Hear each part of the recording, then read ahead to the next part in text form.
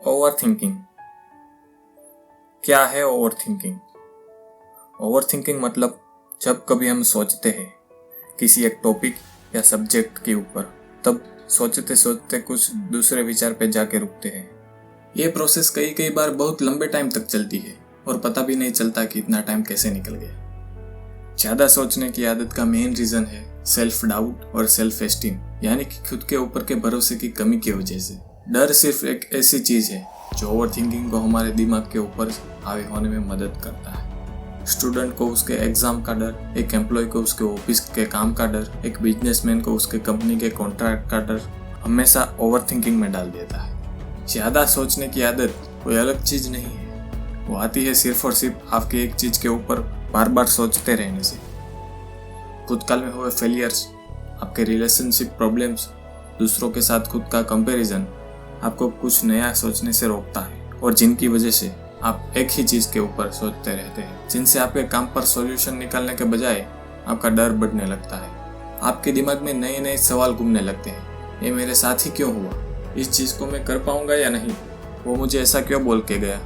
सब मेरे बारे में क्या सोचेंगे? साइकोलॉजी मानती है कि ज़्यादा सोचने की आदत का मेन कारण यही है, खुद के ऊपर का डिमोटिवेशन, स्ट्रेस और डिप्रेशन। एक ऐसा रोग है जिसकी दवाई ढूंढना बहुत ही मुश्किल है।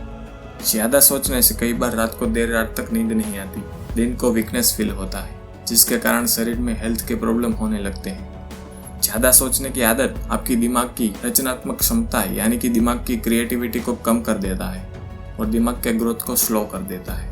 साइंस कहता है कि कम सोचने वाले इंसान का IQ ज़्यादा सोचने वाले इंसान से काफ़ी ज़्यादा होता है। क्या आप भी ओवरथिंकिंग के शिकार है?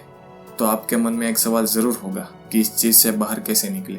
यहाँ पर प्रॉब्लम यह है कि आपको लगता है कि आपकी प्रॉब्लम ही सबसे बड़ी प्रॉब्लम है, और जिसके कारण आप हमेशा गहरी सोच में चले जाते हैं। दोस्तों, एक बार अपने आप को साइड पर रखकर दूसरों की प्रॉब्लम पर नोटिस करना।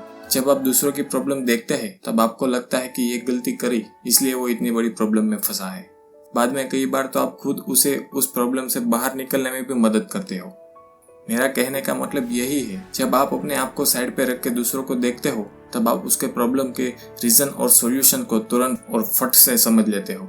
जिस दिन आपने अपने आप को नोटिस करना चालू कर दिया, उस दिन आपकी प्रॉब्लम भी आसान हो जाएगी और आपकी ज़्यादा सोचने की आदत भी चली जाएगी। दोस्तों, मेरा मानना है कि अगर आप एक ज़्यादा सोचने की क्षमता रखते हो तो आपके पास ऐसी ताकत है जिनसे आप जो चाहो वो काम बड़ी आसानी से कर सकते हैं, लेकिन आपके दिमाग को सही डायरेक्शन में सोचना होगा। अपने आसपास की नेगेटिविटी के कारण 80% लोग ओवरथिंकिंग का शिकार होते हैं। तो दोस्तों, कुछ ऐसे रिसोर्स चुनो और कुछ वक्त के लिए अपने आप पर काम करो और पॉजिटिविटी बढ़ाओ।